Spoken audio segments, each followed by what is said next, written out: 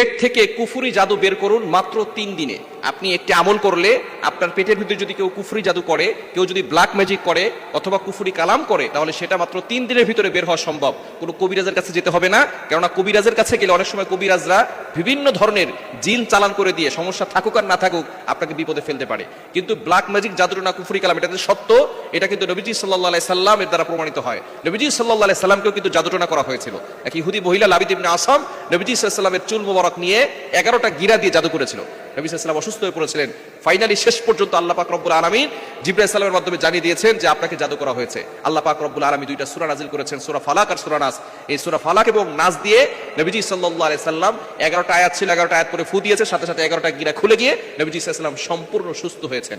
এজন্য শুধু সূরা ফালাক এবং নাস দিয়েই একজন মানুষ কুফরি কালাম আর জাদুটোনা থেকে বেঁচে যাওয়া সম্ভব। কিন্তু অনেক সময় কবিরাজরা কুফরি কালাম করে আপনাকে বলে যে কুফরি কালাম ছাড়া এই জাদু সরবে না। মনে রাখবেন, কোরআনের থেকে বড় কোনো শক্তি আর পৃথিবীতে হতে পারে না। শুধু সূরা ফালাক এবং সূরা নাস দিয়ে যদি নবীজি সাল্লাল্লাহু আলাইহি সাল্লামের জাদু কেটে দেওয়া সম্ভব হয়, তাহলে আপনার জাদু কাটার জন্য কেন কুফরি কালাম লাগবে? এজন্য ইয়াকিন থাকতে হবে, বিশ্বাস থাকতে হবে। আপনার পেটের ভিতরে অনেক সময় জাদু করে, কেউ শিকড় খাওয়ায়, গাছের শিকড় খাওয়ায়, কিছু খাওয়ানোর মাধ্যমে পেটের ভিতরে জাদু করে। আর পেট যদি ঠিক না থাকে তাহলে কিন্তু আপনার কেমন যেন দুনিয়াটাই অস্থির হয়ে যায়। আমাদের পেট ঠিক থাকলে সব ঠিক থাকে। আমাদের আমদানি আর রপ্তানি যদি ঠিক থাকে তাহলে সব ঠিক থাকবে, ঠিক কি না? খাবার যখন পেটে যাবে তখন আমরা ভালো থাকবো, এবং খাবারটা যখন বের হয়ে যাবে তখনই ভালো থাকবো। এখন খাবার যদি পেটে না যায়, আবার সেই পেট থেকে যদি খাবার বের না হয়, তাহলে কিন্তু মানুষ অসুস্থ। এই জন্য এই পেটে অনেক সময় অনেক মানুষ ব্ল্যাক ম্যাজিক করে, জাদুটোনা করে। এই পেটের জাদু কাটার জন্য আপনি কি করবেন?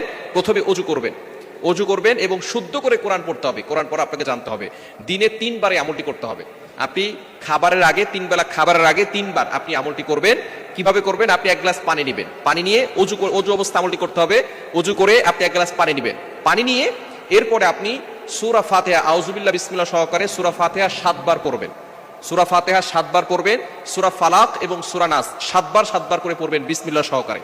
প্রথমে সূরা ফাতিহা 7 বার, সূরা ফালাক 7 বার, সূরা নাস 7 বার। এরপরে আপনি পবিত্র কোরআনুল কারীমের সূরাতুন নাহলের 69 নম্বর আয়াতের একটি অংশ, 14 নম্বর পারা 13 নম্বর পৃষ্ঠার 7-8 নম্বর লাইনে রয়েছে সূরাতুন নাহলের 69 নম্বর আয়াতের একটি অংশ, ইয়াখরুজু মিন বুতুনিহা শারাবুম মুখতালিফুন আলওয়ানুহু ফিহি শিফাউল লিন-নাস। এটা আপনি পড়বেন 21 বার, পড়ে পানিতে ফু দিবেন। এরপরে বিসমিল্লাহ বলে আপনি পানিটা পান করবেন। প্রতিদিন আপনি 3 দিনের ভিতরে ভালো ফলাফল পাবেন। আপনার কুফরি জাদু পেটের ভিতরে যদি কেউ করে থাকে, সেটা আল্লাহ পাক রব্বুল আলামিন এই আমলের মাধ্যমে বের করে দিবেন। দিনে 3 বার আমল করবেন। 3 দিন আমল করলেই আল্লাহ পাক রব্বুল আলামিন পেটের ভিতরে যদি কোনো কুফরি জাদু থাকে, আপনি দেখবেন যে আপনার পেট ব্যথা হচ্ছে, আপনার মাথা ব্যথা করতেছে, বিভিন্ন ধরনের সমস্যা হচ্ছে, কোনো কিছু ভালো লাগে না, মন